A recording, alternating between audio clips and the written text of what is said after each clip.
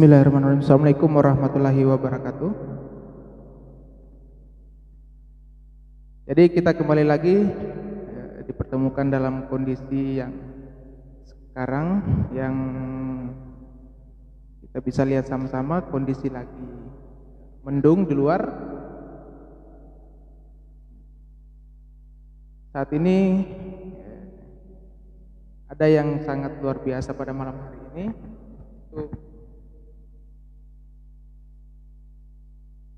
Kita atau saya sebagai host sudah beberapa kali.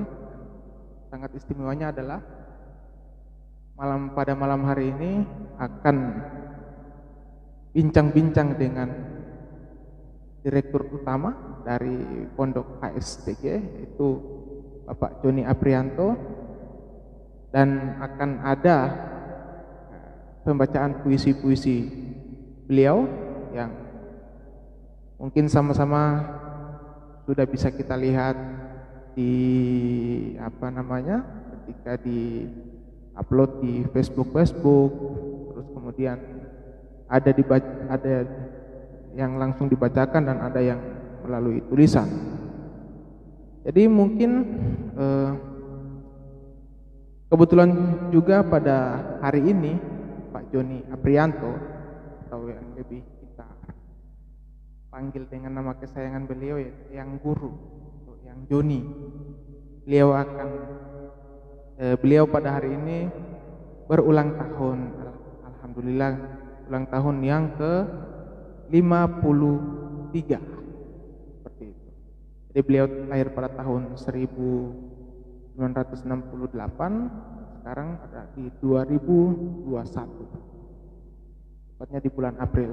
Mungkin tidak berlama-lama, saya langsung panggil Direktur Utama kita, yaitu Pak Joni Aprianto. Silakan Pak. Kita tetap dalam posisi bincang, ngobrol pintar juga ini termasuk. Ya, ngobrol pintar. Tapi sebelum itu mungkin Bapak Joni Aprianto akan ada pembacaan puisi. Saya lihat sudah banyak puisi-puisi yang ditulis di Facebook, dan itu bagi kita itu sangat luar biasa sekali. Ya. Mungkin setelah pembacaan puisi kita akan mengorek sedikit. Boleh Pak. Boleh. Ini mungkin seperti itu. Saya langsung pada Pak Joni Aprianto, membacakan puisi yang mungkin banyak yang menanti-nantikan Pak Jon, puisi ini. Jadi silakan Pak Jon, silakan puisi. Assalamualaikum warahmatullahi wabarakatuh. Waalaikumsalam warahmatullahi wabarakatuh. Para penonton di rumah, pada malam ini memang agak sedikit berbeda dengan malam-malam kemarin ya, biasanya gitu ya Pak Andres ya. Biasanya kita bikin kegiatan ini menghadirkan narasumber ya, karena malam ini bagi saya sesuatu yang sangat istimewa Pak Andres. Istimewanya adalah di tanggal 1 April hari ini ada dua peristiwa penting. Ada dua peristiwa penting. Yang pertama, peristiwa kelahiran saya. Di kelahiran saya tanggal 1 April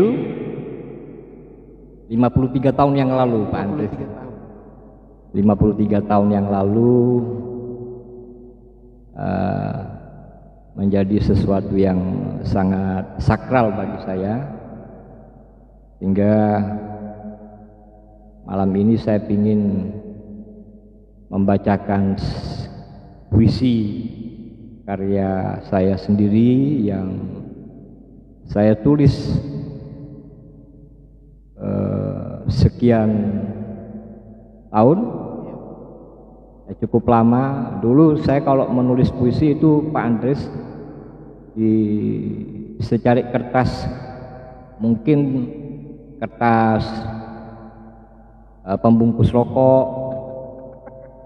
Kadangkala saya kalau mendapatkan inspirasi itu saya menulis di ya kertas kalender yang tidak dipakai dulu ya di tahun 80-an gitu ya, tahun 80-an. Nah, tapi sekarang enak. Kalau saya menulis, saya langsung saya jadikan, apalagi di era digital sekarang, ya saya langsung menulis di status FB saya. Nah, itu kan lebih lebih bermanfaat. Kita memanfaatkan perkembangan teknologi sekarang, jadi kita langsung aja di situ. Selain itu juga itu peristiwa penting yang pertama. Peristiwa penting yang kedua, di tanggal 1 April ini juga, ini kan hari penyiaran nasional. Bertepatan dengan hari penyiaran. Ya, jadi kan hari penyiaran nasional ya. Nah, kalau kita bicara hari penyiaran nasional, saya mengingatkan masa-masa dulu ketika saya masih diberikan kepercayaan oleh rektor sebagai pembantu dekan 3 waktu itu.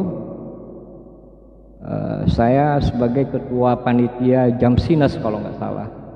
Itu tahun berapa? 2000 berapa ya? 2009 kalau tidak keliru, itu 2009 itu Jambore Siaran Nasional. Jambore Siaran Nasional. Saya tidak tahu persis apakah Jambore Siaran Nasional ini juga ada relevansinya dengan hari penyiaran nasional gitu ya. Sepertinya memang ada relevansinya. Nah, itu yang dua peristiwa penting itu. Saya bersyukur masih diberikan kesempatan oleh Allah Subhanahu wa taala ya, masih bisa bertemu dengan Pak Andres ya. Dan kita semua. Iya, kita semua ya, mudah-mudahan kita semua dalam keadaan sehat walafiat, Pak Andres. Kita tidak terasa ya Pak Andres ya. Kalau saya mencoba mengingat-ingat masa lalu, ya toh Pak Andres, saat-saat bagaimana Pak Andres sebagai mahasiswa saya. Sebagai mahasiswa, dimulai dari 2010 itu. 2010 itu 2010. ya. Ya 2010 itu. Awal saya masuk. Nah, sekarang saya duduk sama, jadi duduk di ruang dosen sama-sama kita. Pak Andres sekarang sudah menjadi staf pengajar di jurusan sejarah, Fakultas Ilmu Sosial, dan kita bareng-bareng saling tukar pikiran. Kan nggak terasa ini Pak Andres. Jadi waktu begitu cepat Pak Andres. Ya. Jadi memang kalau saya memaknai umur 53 tahun ini Pak Andres, ini kan sudah lebih dari setengah abad Pak Andres. Ya kan? Jadi sudah cukup panjang ini perjalanan hidup, lika-likunya pahit, getir, luka, rindu, dan sebagainya ya gitu. Banyak pengalaman. Ya, itulah Pak Andres. Jadi suatu saat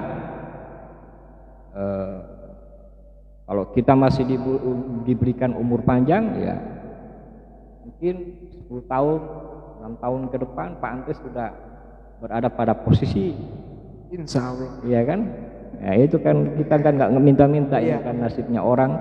Dan saya juga tidak pernah menyangka bahwa saya akan menetap di Gorontalo dan punya istri orang Gorontalo dan ya kan, siapa yang menyangka Pak Andres?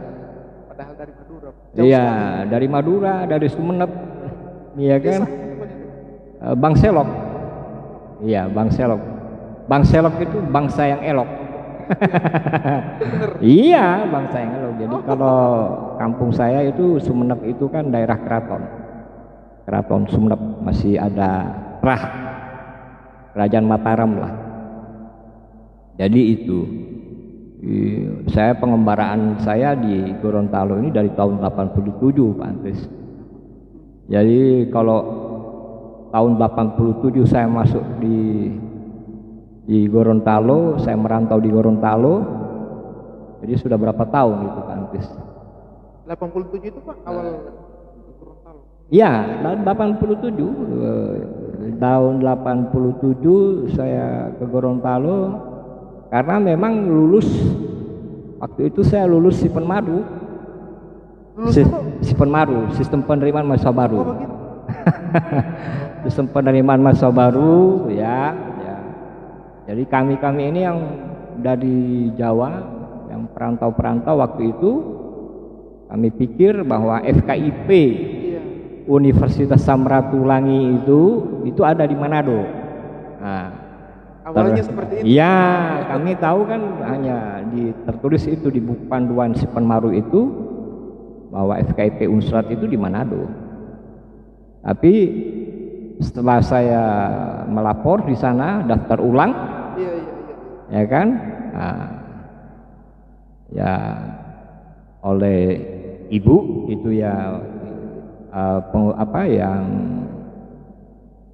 sebagai staf administrasi di Unsrat, wah saudara bukan di sini, bukan di sini di Manado, tapi saudara di Gorontalo. Jadi ya saya kaget kan, saya kaget, wah Gorontalo itu di mana? Wah jauh deh, wah jauhnya berapa itu Pak? Ya kalau tahun 87 ya saya umur berapa ya? Kalau kelahiran tahun 68 ya kan umur berapa itu? 19 tahun. Ya 19 tahun. Ya. Jadi itu kesan pertama saya. Jadi ya kami ngumpul bareng-bareng di Manado di kantor pusat Unsrat itu, sama-sama dengan teman-teman yang lain, sama-sama perantau, ada yang dari Jogja, ada yang dari Surabaya, nah, saya kebetulan yang dari Sumeneb, ada yang dari Jakarta. Jadi ngumpul kita bareng-bareng naik bus. Jadi naik bus ya, saya tanya sama ibu itu, staf administrasi itu, saya tanya, bisa naik pesawat dek? Saya tanya, pesawat apa Bu? Nah, kalau di sana kaget, kalau saya panggil Bu itu kaget mereka kan, panggil Ci gitu kan. Saya gitu, kan Ci gitu kan. Jadi saya, oh ya Ci, jadi masih agak kaku saya panggil Ci itu kan. Kalau bapak itu panggil Mener gitu, kalau dosen, kalau itu panggil Mener gitu kan. Dia sudah kumpul. Jadi tanya kan bisa naik apa? Naik pesawat bisa, tapi pesawatnya kecil, dia bilang. Wah, yang gimana itu kecilnya Ci? Saya bilang. Udah saya punya air mata sudah mulai. Ya sudah pikiran udah nggak karuan, udah nggak konsentrasi kan.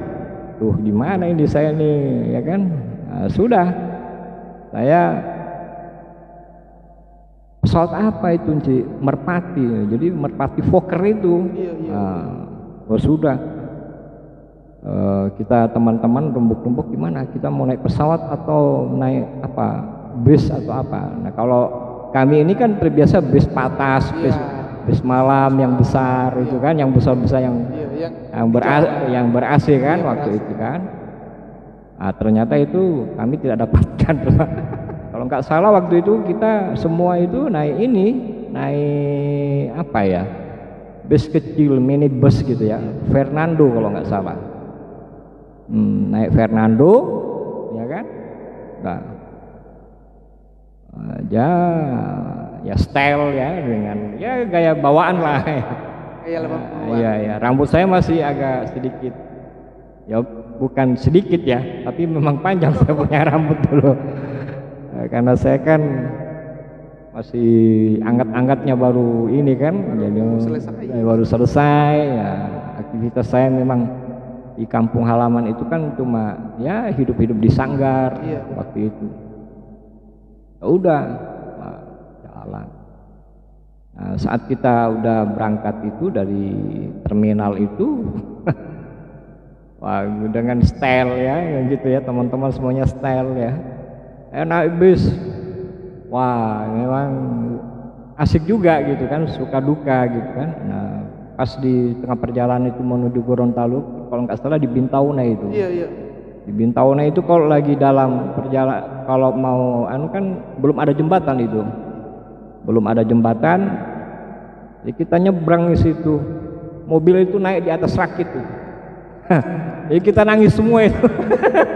Laki-laki mah nangis semua, Pak Andres ya. Jadi nangis kita. Aduh ya teman-teman yang semua gimana kita? Udah nggak usah kuliah dah.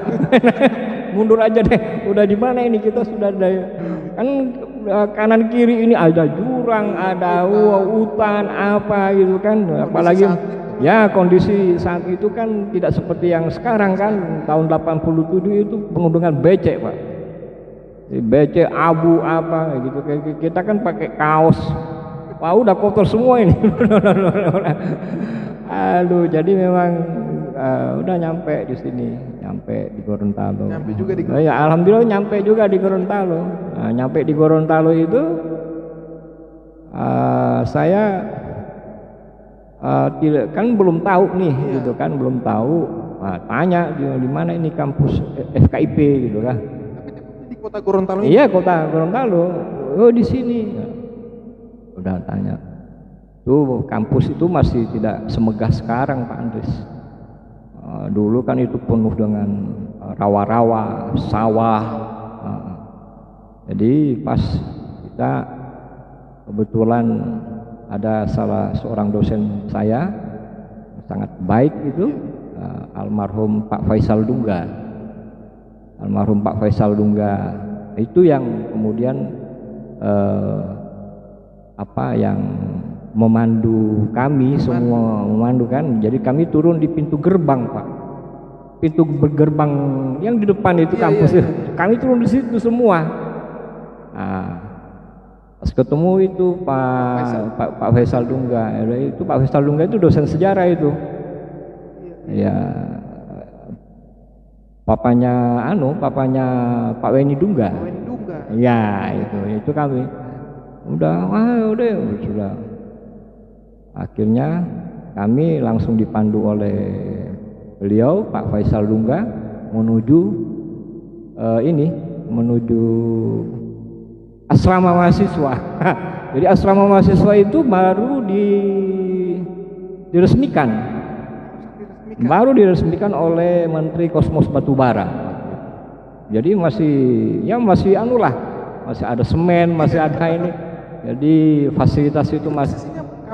Sekarang kalau ini asrama itu posisinya di mana, Pak? Itu yang dulu itu di Jalan Yusuf Hasiru itu, yang sekarang asrama Nusantara itu. Itu dulu ya, iya di situ dulu. Nah di situ kita. Nah di situ. Nah di situ ini Pak Faisal ini yang memandu kita, yang teman-teman semua memandu kita ke situ. Jadi penghuni pertama itu ya sudah kami itu di asrama itu. Jadi ya di situ sudah. Nah, kebetulan ada pengurus asrama di situ, Pak Yamin Kono. Kebetulan memang pengelola asrama mahasiswa itu adalah Pak Yamin Kono, almarhum. Beliau ini sangat baik juga, beliau ini luar biasa. Beliau itu sangat ngemong gitu sama mahasiswa, apalagi mahasiswa perantau.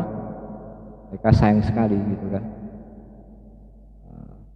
Pak Yamin Kono ini adalah dosen ekonomi dulu.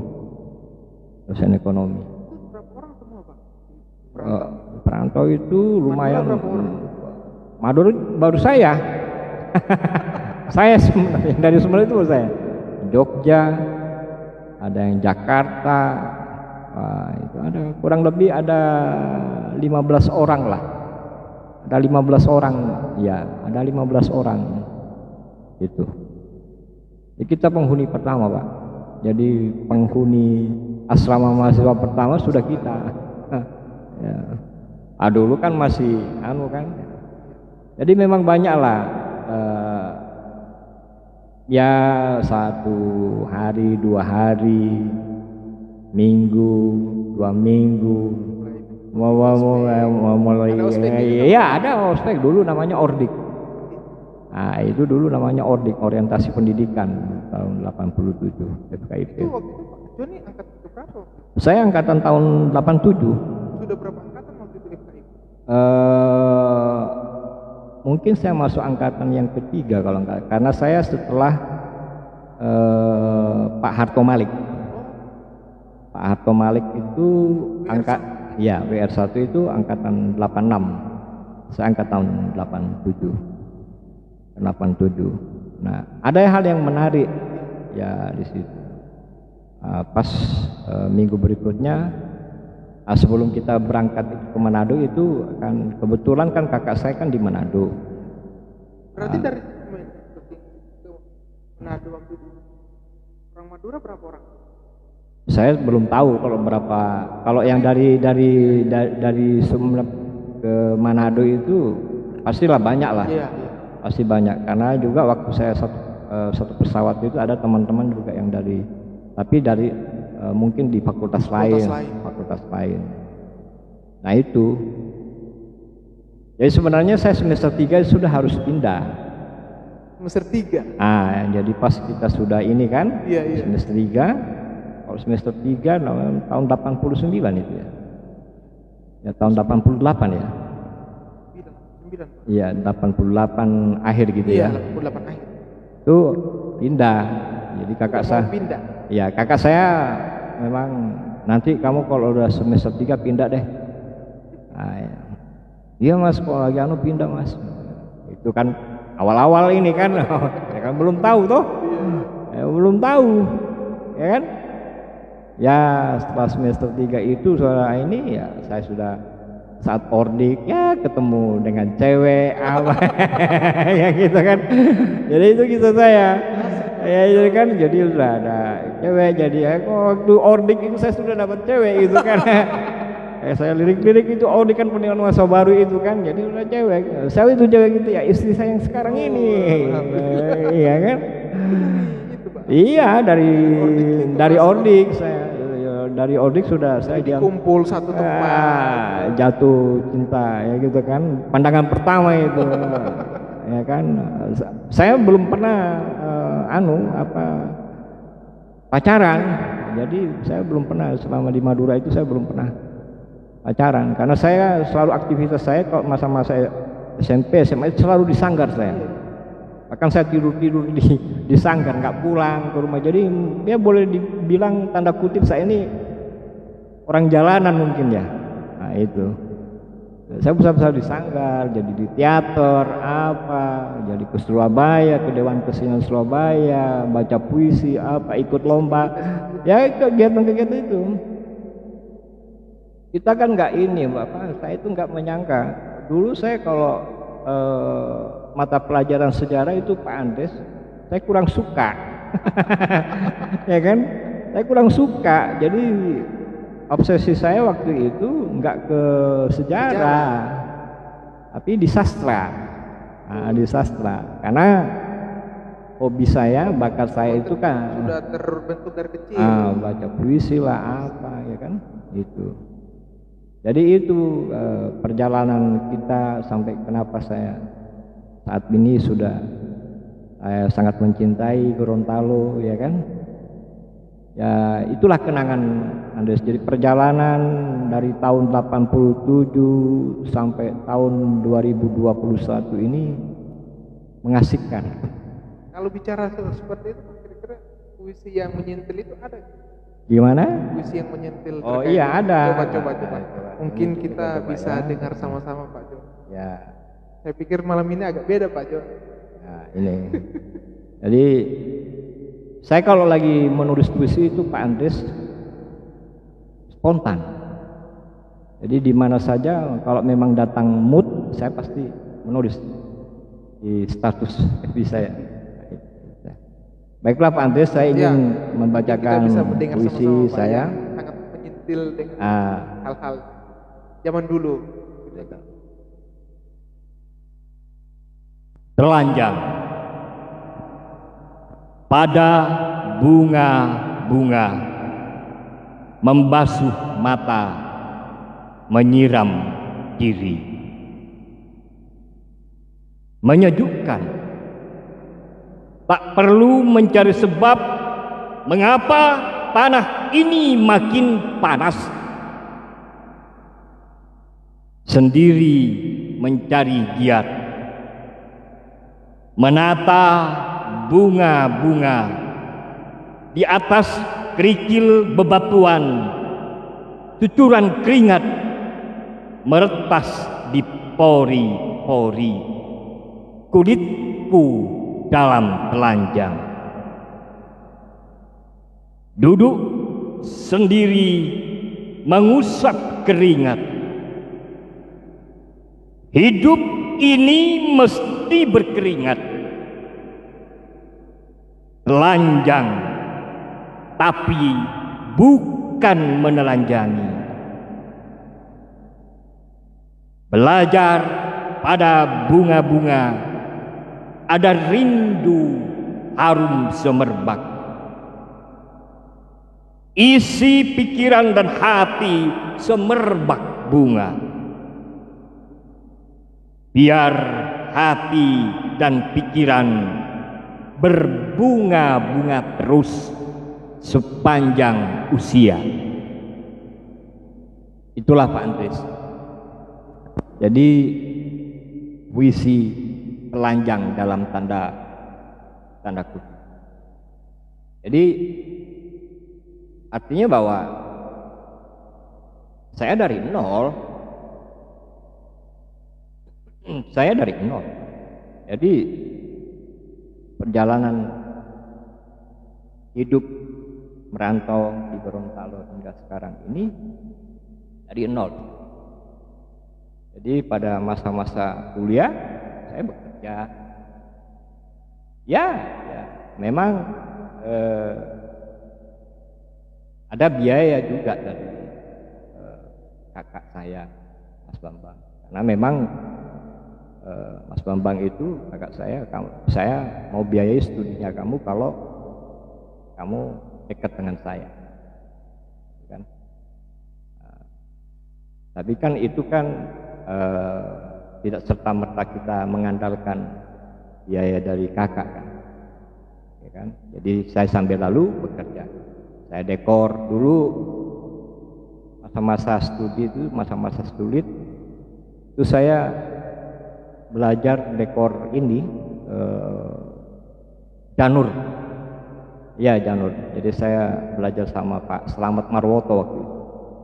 Saya sering diajak oleh almarhum Pak Slamet Marwoto, itu dosen PPKN itu. Iya, dosen Pak Slamet Marwoto. Jadi saya belajar itu, saya kadang-kala diajak oleh beliau. Ya ke janur itu untuk ini, kalau hiasan untuk pengantinan, apa dan sebagainya itu, ya itu dari itu. Jadi saya belajar.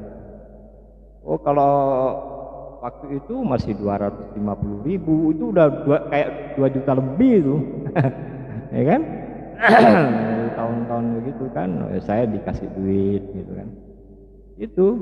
Nah, jadi memang apa ya? Mandiri lah, mandiri. Jadi memang ya di samping iya, ya, iya, ya.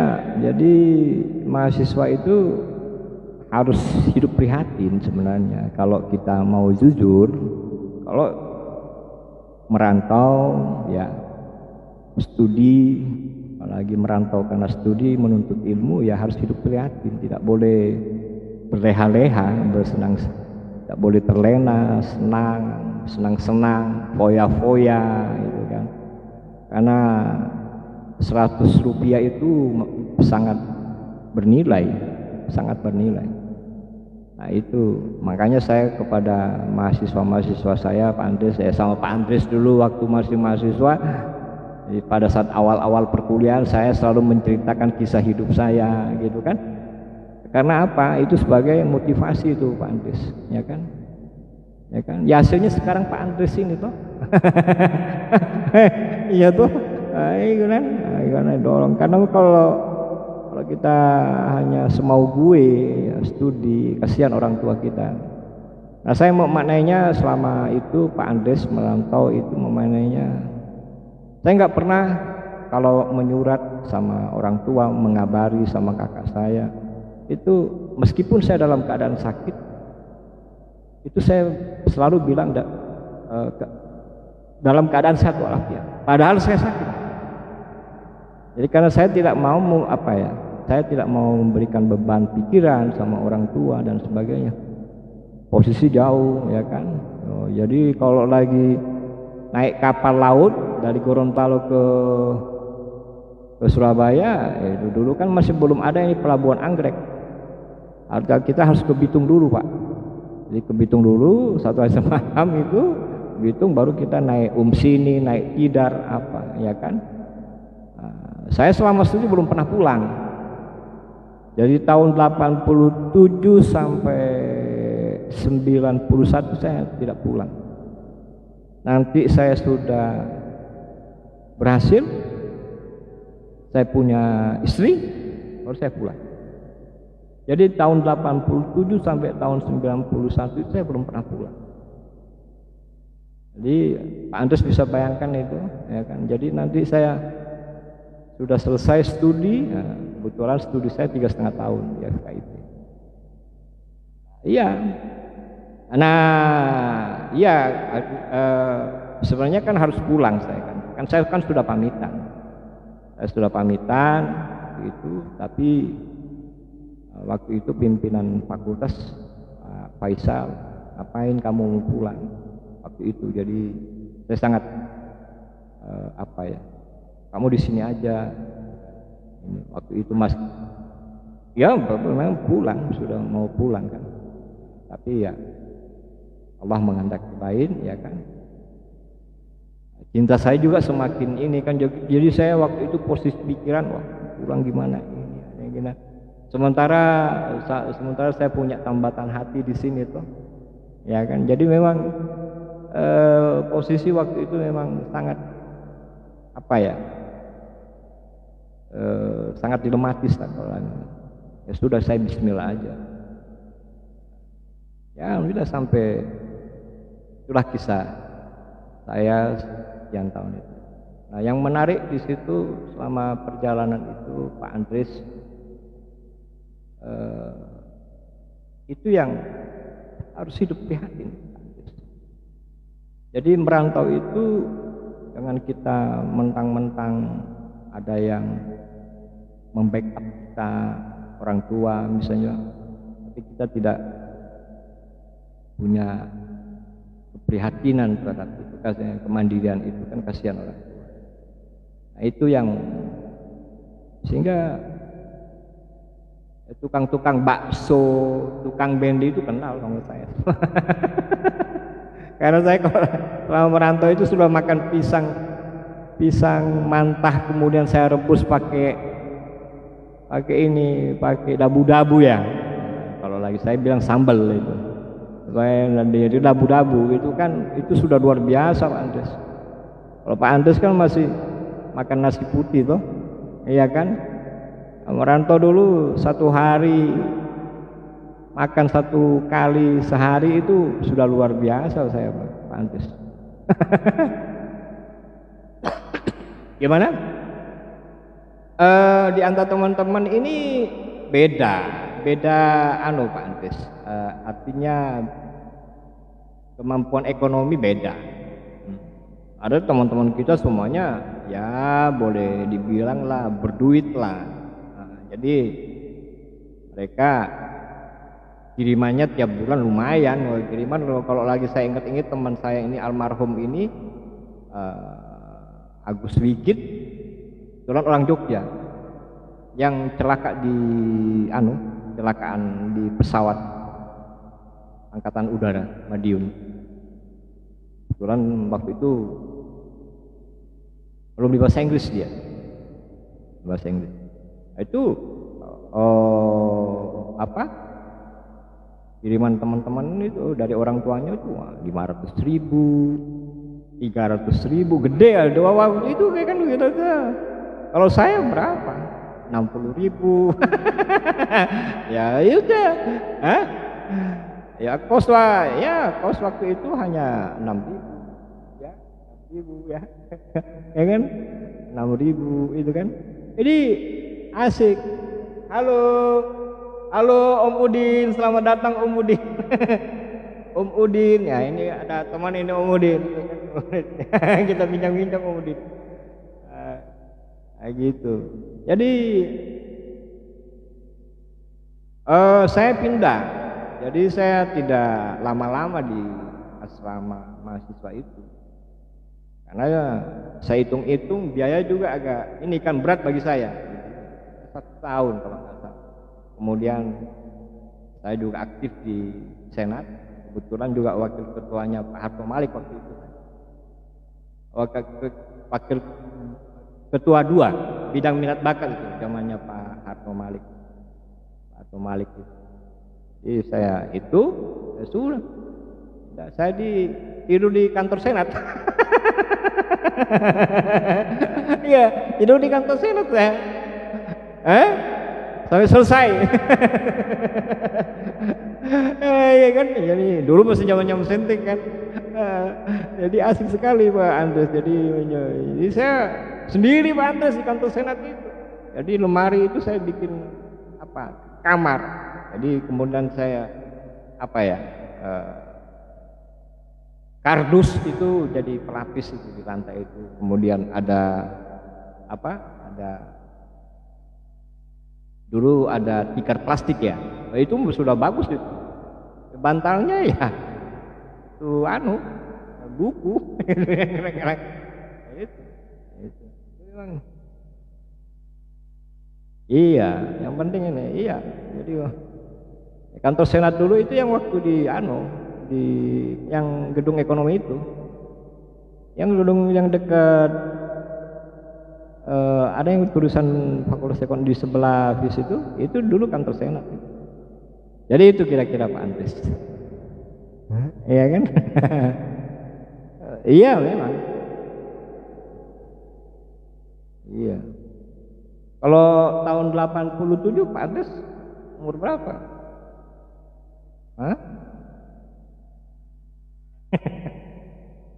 Kalau Pak Udin belum lahir juga saya tahu.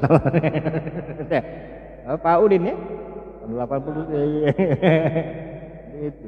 Nah, itu.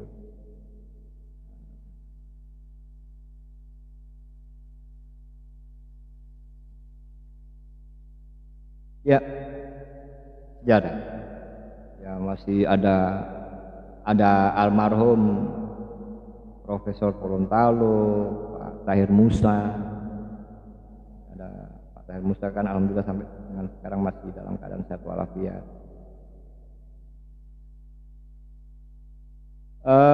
FKIP itu ada ilmu pendidikan, ada jurusan ilmu pendidikan, kemudian jurusan pendidikan ilmu pengetahuan sosial, PIPS dulu. Iya, itu ada ekonomi dulu ekonomi itu PDU, pendidikan dunia usaha. Nah, itu. Jadi banyak MIPA, PBS itu, pendidikan bahasa dan seni. Nah, jadi pendidikan bahasa, saya mahasiswa jurusan PIPS, tapi aktivitas saya lebih banyak di PBS. Kan itu yang orang berpikir saya mahasiswa PBS ya, pendidikan bahasa dan seni, karena saya kan lebih banyak bergabung dengan mereka kalau lagi ada kegiatan-kegiatan. Nah, itu saya selalu dengan mereka. Padahal saya dari jurusan pendidikan sejarah. Itu yang ini.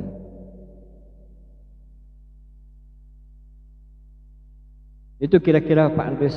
Jadi bisa dijadikan Pak Andres, mungkin adik-adik mahasiswa ya kan.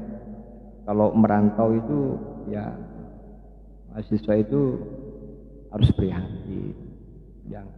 Sekarang kan dulu kalau lagi ngirim surat itu Pak Andres, kalau saya memberi kabar sama kakak saya yang di Manado maupun di Sumeneb Madura, itu kan lewat kantor pos, ya toh. Itu kalau ngirim surat itu 1 minggu baru nyampe Pak Andres. Nah, kalau dapat kiriman uang dari kakak saya yang dari Manado itu 3 hari. Wesel namanya toh, yang ditulis. Gitu. Jadi masih ada yang tercinta, Adinda, Kakanda. Nah, kalau sekarang kan serba. Sekarang saya Pak minta duit, nah, langsung langsung begitu. Kalau dulu saya nggak begitu, Pak Andes.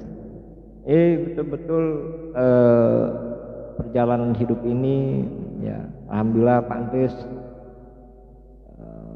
Dan saya tidak ada musuh Pak Andes, tidak ada teman-teman, semuanya teman-teman saya sahabat semua gitu kan. Selama saya dari tahun 80 tidak ada. Jadi ya, banyak saudara-saudara, bahkan saya punya orang tua angkat saya di Gorontalo. Saya dapat orang tua angkat di Tamalate itu. Di Tamalate itu Pak Ali Baka namanya. Saya waktu KKN waktu itu. Iya Tamalate, di Tamalate. Pak Andes kan tahu kan dulu itu Tamalate itu, kawan juga itu. Tamalate itu kan beliau sudah almarhum. Jadi sampai saya nikah, saya sendiri. Iya, saya melamar sendiri. Nah, kebetulan kan paguyuban orang Jawa di sini kan cukup kuat ya di Gorontalo. Dulu ada Pak senior orang Jawa, ketua DPRD dulu waktu masih Kota Madya Gorontalo, Pak Ibnu Suparman. Pak Ibnu Suparman dulu kepala bank BDN, Bank Dagang Negara orang Jawa kan. Kemudian Bulog. Nah, itu jadi beliau-beliau itu yang waktu saat saya dutu nah, itu beliau-beliau saya mereka pikir saya ini anaknya pejabat gitu kan. Padahal mobil-mobilnya beliau yang dipinjamkan kepada saya. Saya 93. Ya, jadi pas saya masih CPNS saya Pak Andres. Jadi saya masih CPNS, saya sudah memberanikan di umur 25 tahun saya Pak Andres. 25 tahun. Pak Andes nikah tahun berapa? Saya 25 tahun Pak. Jadi status saya masih CPNS waktu itu. Itu. Jadi ya, ya udah mau berjalan ya kan, tidak langsung mandiri toh. Ya harus kita transit dulu di Pondok Mertua Indah. Ya 1 tahun, 2 tahun, ya kan? Ya 1 tahun, 2 tahun ya. Nah, itu kan. Akhirnya kita itu saat tahun 98 saat saya dinyatakan lulus di Universitas Gadjah Mada itu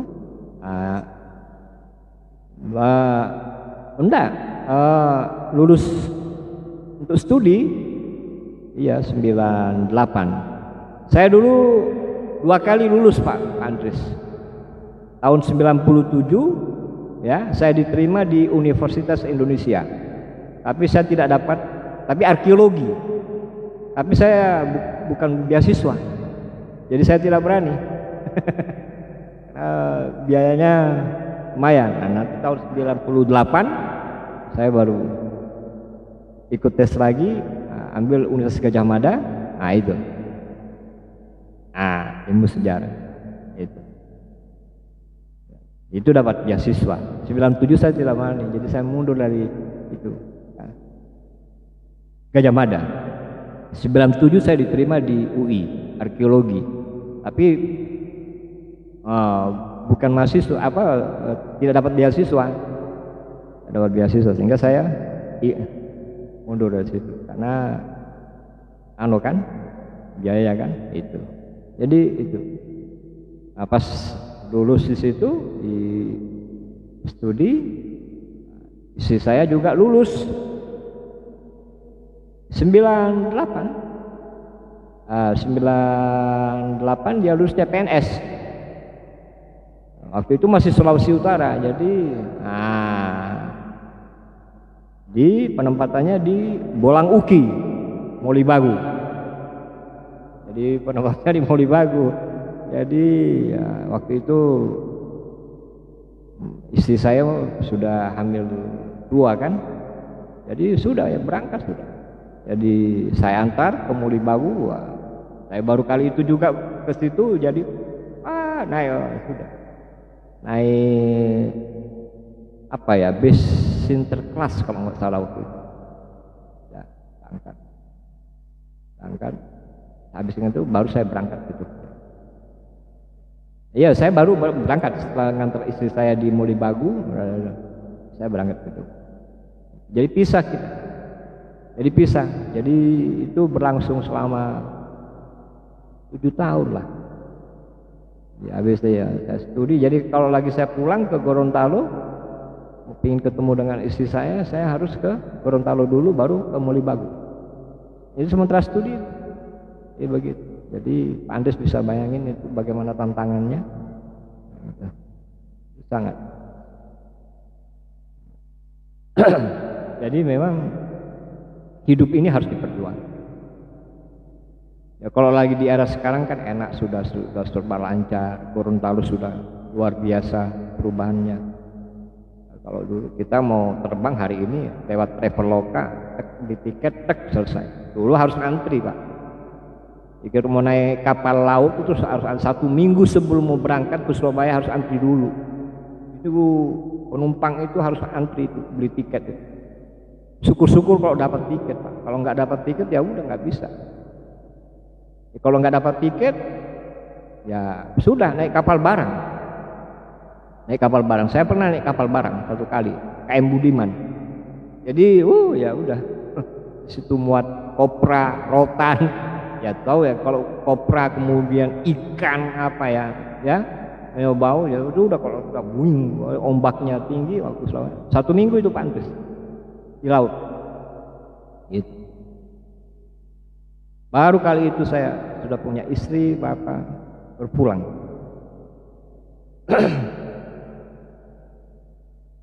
Saya boleh dihitung saya orangnya kalau hal-hal yang seperti itu Pak Andres serius. Jadi kalau tidak terlalu penting saya nggak pulang, karena itu juga biaya Pak Andres. Kalau lagi pulang balik habis di situ nanti biaya beasiswa atau sementara itu. Nah, saat-saat terakhir itu saya baru pulang. Saya di Gajah Mada 2 tahun lebih. 2 tahun lebih selesai. Wisuda tahun 2001, 98. Wisuda saya terlambat. Tapi ujiannya sudah selesai, tapi wisudanya agak lambat. Itu yang tapi asik. Akhirnya perjalanan panjang.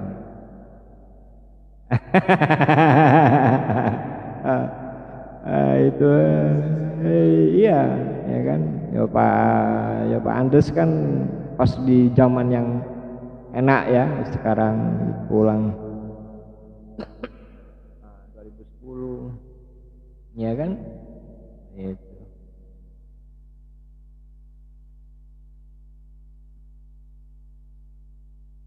Dua tahun setengah. Iya. Oh iya Bapak. Kalau UGM itu di sejarah itu nggak ada yang cepat Pak. Jadi nggak ada yang cepat. Apalagi di ilmu sejarah nggak ada yang cepat. Ada bahkan yang 3 tahun, bahkan ada yang. Tapi sekarang sudah tidak seperti itu. Sudah cepat sekali. Itu juga tergantung dari kita juga Pak Andres. kadang-kala kan kita juga studi kan kasih habis dulu beasiswa. Karena itu kan penghasilan Pak Andres. Iya kan, kadang-kadang kalau kita studi kan Pak Andres kan sudah mengalami kasih habis dulu beasiswa. Ya udahlah kasih habis dulu beasiswa. Ya kan. Jadi keenakan kan kita kan. Apalagi suasana Jakarta Jogja itu kan ngangenin gitu kan. Itu.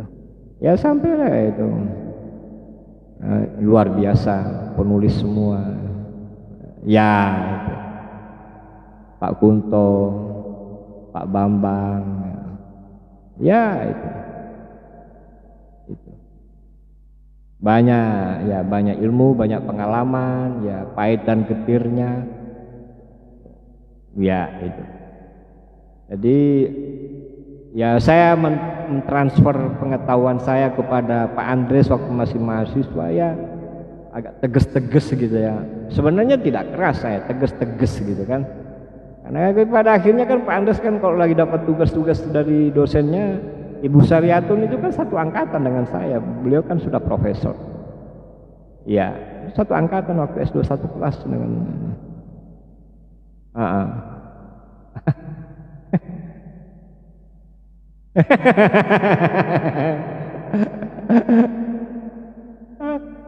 Ada ya kan. Jadi tugas-tugasnya kan seperti yang kita terapkan kan. Take home exam apa itu kan. Ya, satu soal tapi jawabannya 5 halaman. Ya kan begitu kan. Nah, itu kan dalam rangka untuk melatih menulis sebenarnya. Kemampuan nalar, analisis itu kan mental, kesabaran, ketekunan, ya kan. Nah, itu kira-kira begitu Pak Andres.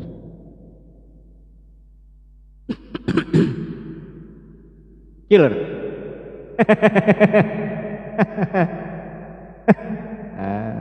Iya.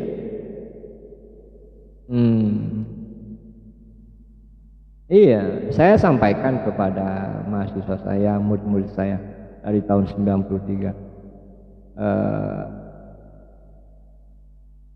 Saya orangnya welcome. Jadi dengan mahasiswa ngumpul di mana, diskusi di mana, di warung kopi juga boleh dan sebagainya.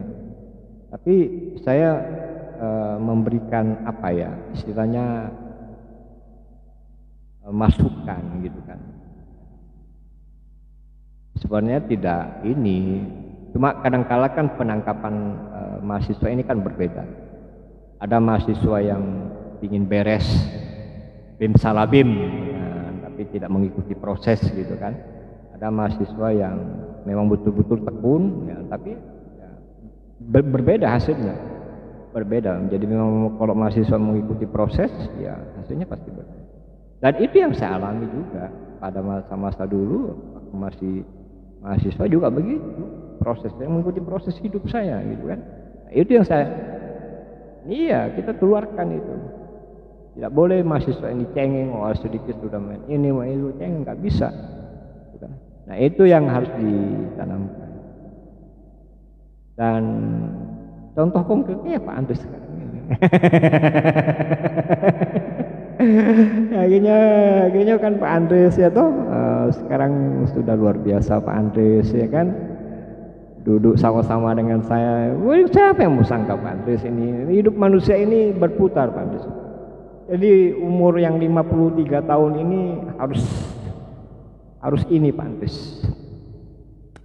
Ya harus kita jiwai.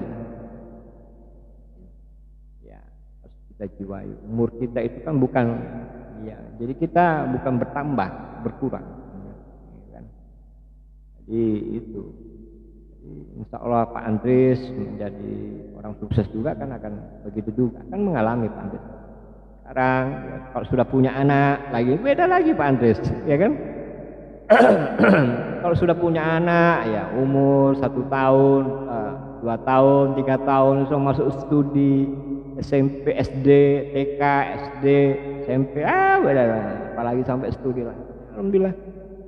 Ya tidak pernah membayangkan itu terjadi, ya memang semua kehendak Allah gitu kan. Wah, perjalanan hidup manusia ini kan emosan, ya kan? Jadi dikaruniai di 3 orang misalnya kan, itu ya di Jakarta sekarang ya, Gajah Mada juga. Yang kedua ini sudah mau selesai, insya Allah umur panjang ya.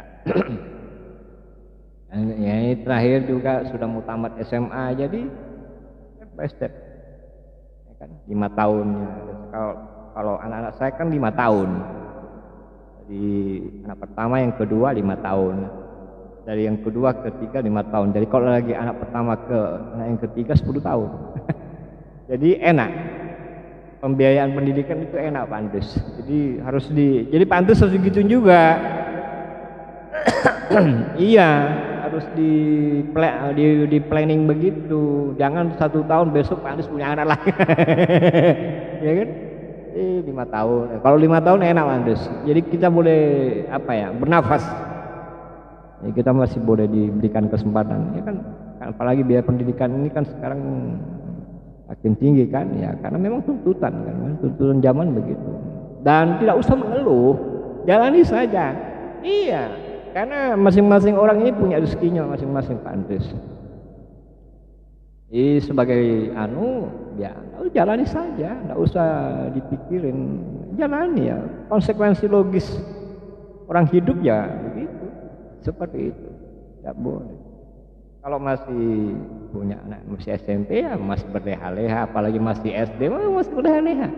Nanti tunggu dia kalau sudah SMP, SMA, sudah mau masuk perguruan tinggi, sudah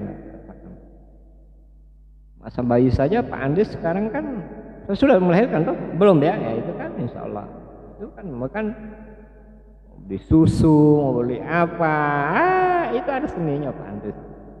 Ya kan, kalau sudah punya anak menangis tengah malam kan tidak mau kan harus. Jadi sangat kompleks Pak. Jadi 53 tahun bagi saya itu bukan hal yang mudah. Saya bersyukur banyak saudara-saudara saya di sini, meskipun tidak saudara tapi saya anggap saudara saya, sahabat-sahabat. Jadi selama di Gorontalo saya tidak mencari teman, tapi saya mencari sahabat. Sahabat itu suka dan duka, dalam keadaan apapun bersama kita. Kalau cuma teman ya cuma say hello aja sudah, gitu kan. Tapi kalau lagi sahabat, kita boleh curhat, boleh apa, gitu kan. Dan itu yang saya pengalaman hidup saya dulu, kalau mau makan nggak susah saya, dalam keadaan susah dulu waktu masih susah-susahnya nggak susah. Juni udah makan belum Mbak? Ya udah ada yang ada waktu masih di kos-kosan dulu di asrama, Mbak belum, nih ada nih nasi nih, makan ya, lu makan Mbak, asik itu. Asik kita nikmati begitu. Dan agak susah, nggak mulai lapar. Masyarakat Gorontalo itu kekeluarganya luar biasa Pak, luar biasa. Masyarakat Gorontalo itu ya sama lah dengan di Jawa gitu ya. Keluarganya kalau lagi mau sudah ini luar biasa kekeluarganya. Jadi impossible kalau lagi di Gorontalo susah. Kecuali dia tidak tahu bagaimana caranya membuka kunci itu. Harus pegang makanya ya harus pandai-pandai lah membawa diri. Iya itulah yang jadi.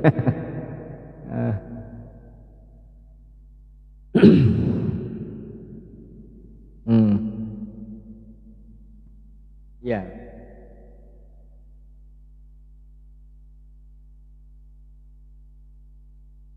Ya baik, ini puisi yang terakhir yang bisa kita baca. Sebenarnya banyak puisi-puisi yang harus saya bacakan.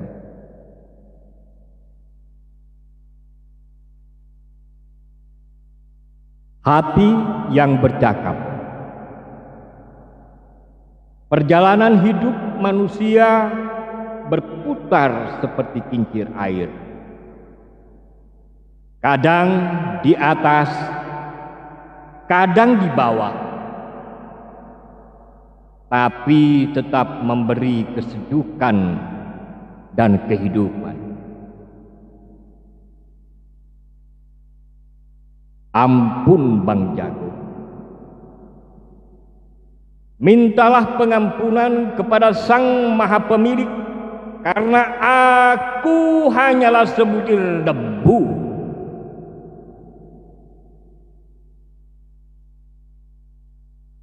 Insya Allah.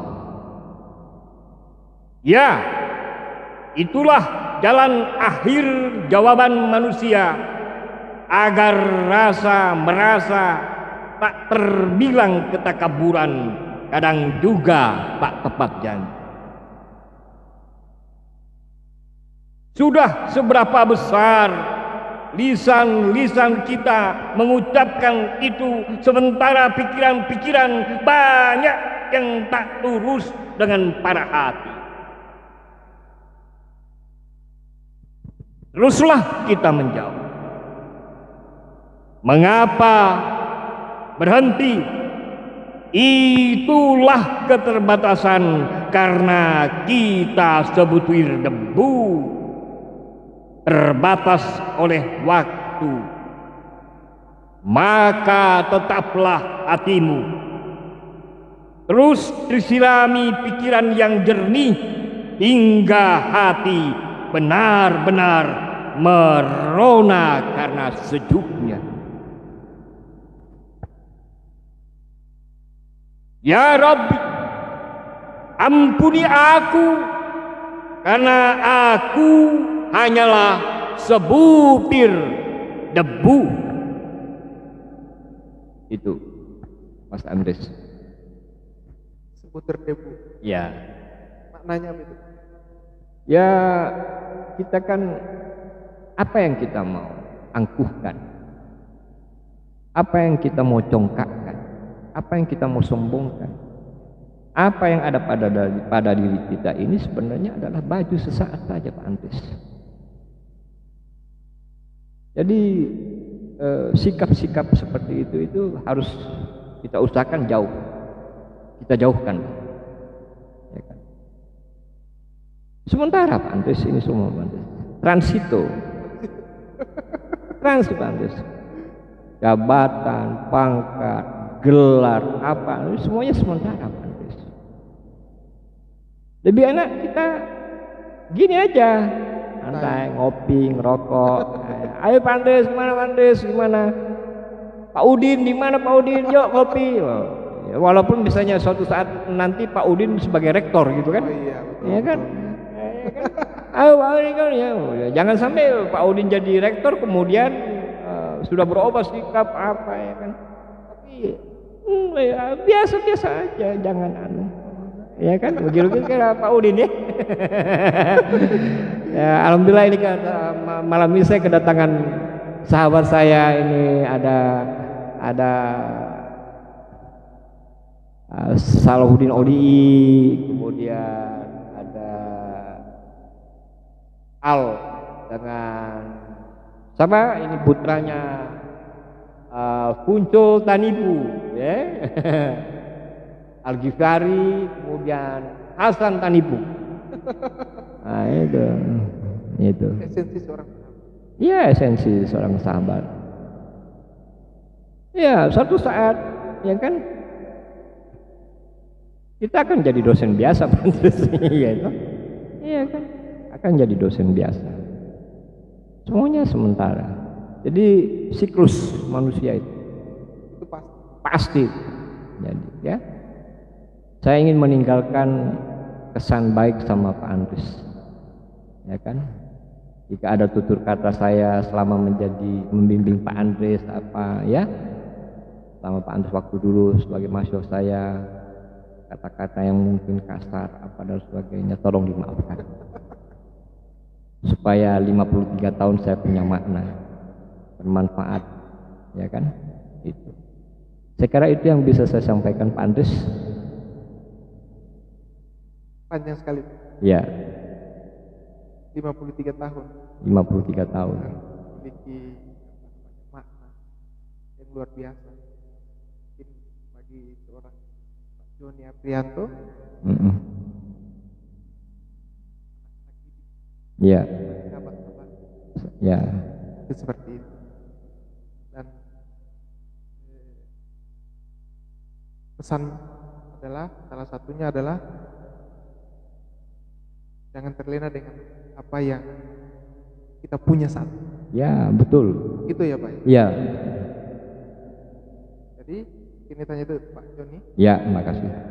Luar biasa sekali. Jadi apa namanya? Sebenarnya panjang Pak Joni. Ya. Kita kupas satu persatu selama menjadi mahasiswa FKIP di Gorontalo, perjalanannya seperti apa, tadi sudah sedikit banyak yang dibahas.